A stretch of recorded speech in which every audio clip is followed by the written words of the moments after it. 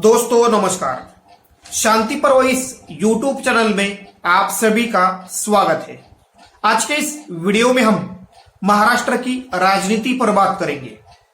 महाविकास आघाड़ी के नेताओं को सोच समझकर बोलना चाहिए, इस विषय पर विश्लेषण करेंगे। वीडियो को लाइक, शेयर और चैनल को सब्सक्राइब करना मत भूलिए। इस वक्त अन्य राजनीतिक दलों के मुकाबले बीजेपी की प्रचार यंत्रणा सबसे बड़ी मजबूत है। इस प्रचार यंत्रणा के दम पर बीजेपी ने 2 लोकसभा चुनाव और कई राज्यों के विधानसभा चुनावों में जीत हासिल की है।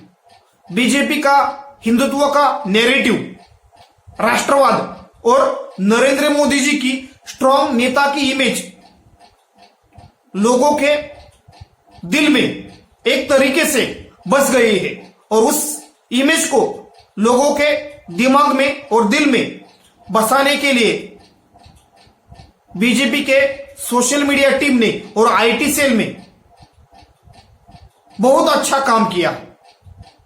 यानी एक तरीके से इस वक्त बीजेपी का जो चुनावी मशीन है या प्रोपोगंडा मशीन है या प्रचार यंत्र है, उसके सामने विपक्ष बौना है।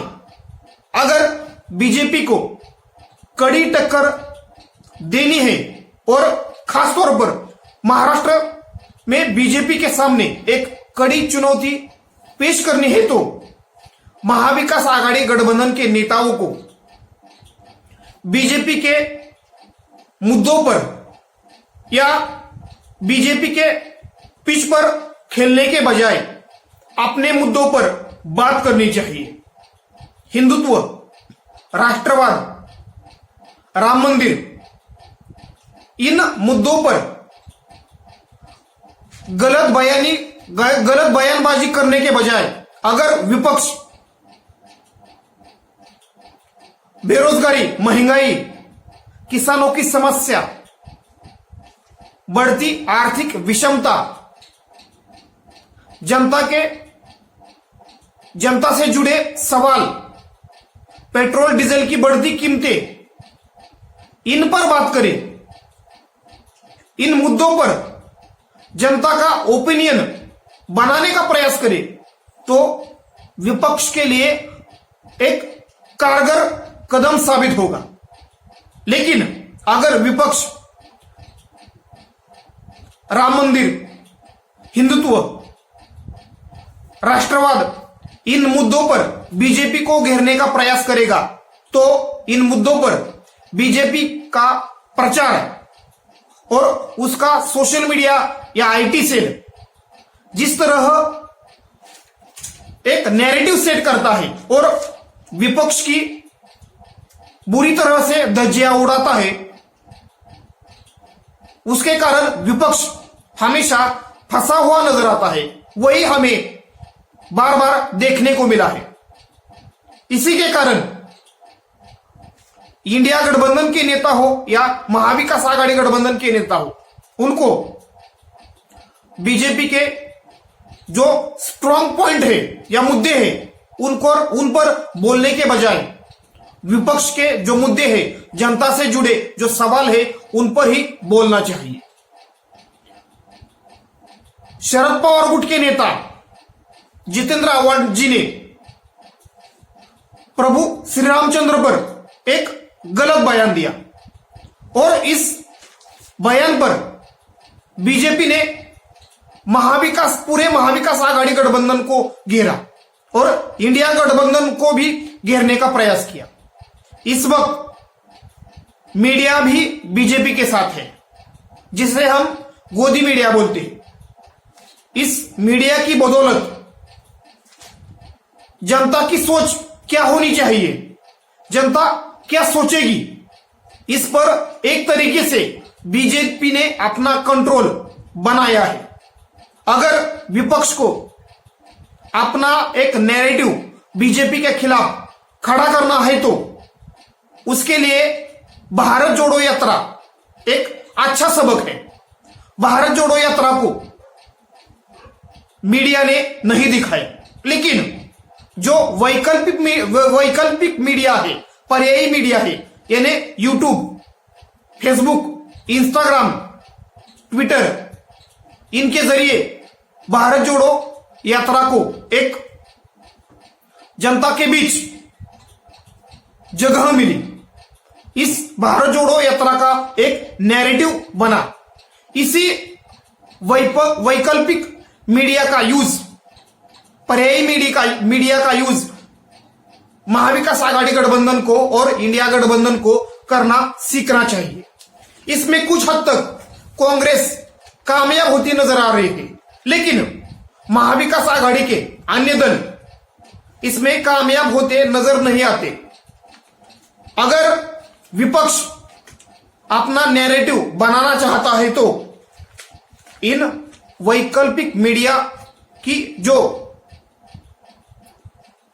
यानी सोशल मीडिया, खासतौर पर फेसबुक, ट्विटर, इंस्टाग्राम और यूट्यूब, इनका इस्तेमाल अच्छी तरह से महाविकास आघाड़ी गठबंधन को करना पड़ेगा और अपना एक मुद्दा जनता के सामने पेश करना पड़ेगा। और खासतौर पर इन मुद्दों, इस सोशल मीडिया के जमाने में जनता के बीच जाकर भी विपक्ष को लड़ाई लड़नी पड़ेगी। यानी एक तरीके से सोशल मीडिया और रास्ते की लड़ाई लड़ने का काम विपक्ष को करना पड़ेगा।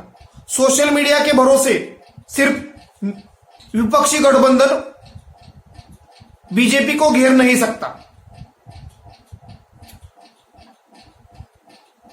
हिंदुत्व, राष्ट्रवाद, राम मंदिर और नरेंद्र मोदी जी की स्ट्रांग नेता की इमेज बीजेपी के समर्थकों के मन में इतनी गहरी पेट बना चुकी है कि इसको हिलाना विपक्ष के लिए आसान नहीं है।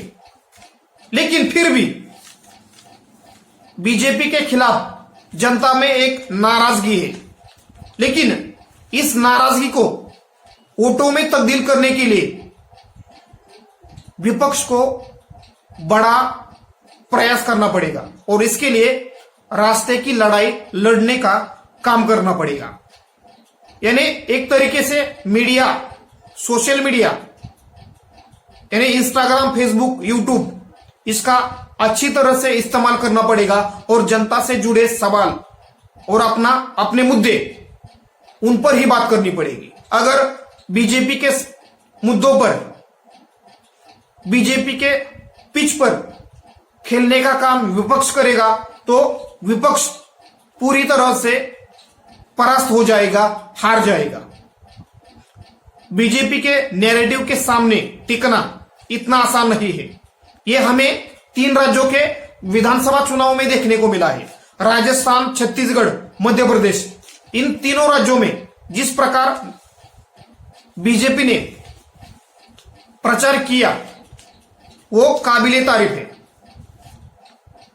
मध्य प्रदेश में जिस प्रकार की जीत बीजेपी ने हासिल की और जो मेहनत चुनावों में बीजेपी ने की वो काबिले तारीफ है। इसे देखते हुए महाराष्ट्र में महाविकास आघाड़ी गठबंधन के पास एक अच्छा मौका है, क्योंकि हिंदी बेल्ट की तरह बीजेपी महाराष्ट्र में मजबूत नहीं है और अगर बीजेपी को महाराष्ट्र में लोकसभा चुनावों में या विधानसभा चुनावों में अच्छा प्रदर्शन करना हो तो अन्य दलों पर निर्भर रहना पड़ता है। इस वक्त अजित पवार गुट और एकनाथ शिंदे गुट बीजेपी के साथ है। यानी एक विपक्ष की तगड़ी चुनौती महाराष्ट्र में है, लेकिन फिर भी महाराष्ट्र में बीजेपी का चुनावी प्रचार और बीजेपी का जो आईटी सेल है या सोशल मीडिया मैनेजमेंट है वो अन्य दलों के मुकाबले कई बेहतर है।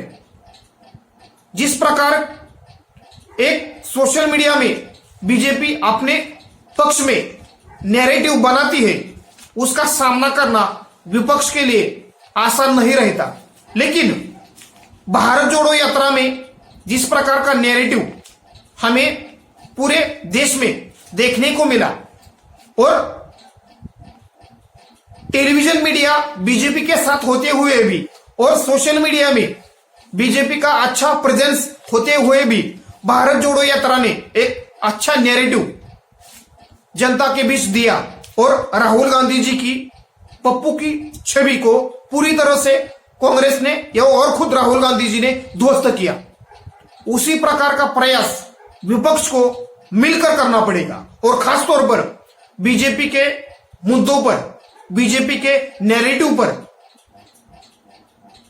बीजेपी के रणनीति पर बात करने के बजाय विपक्ष को लोगों से जुड़े सवाल उठाने पड़ेंगे, जनता के बीच जाना पड़ेगा, रास्ते की लड़ाई लड़नी पड़ेगी, संघर्ष करना पड़ेगा और सोशल मीडिया का भी अच्छी तरह से इस्तेमाल करना सीखना पड़ेगा।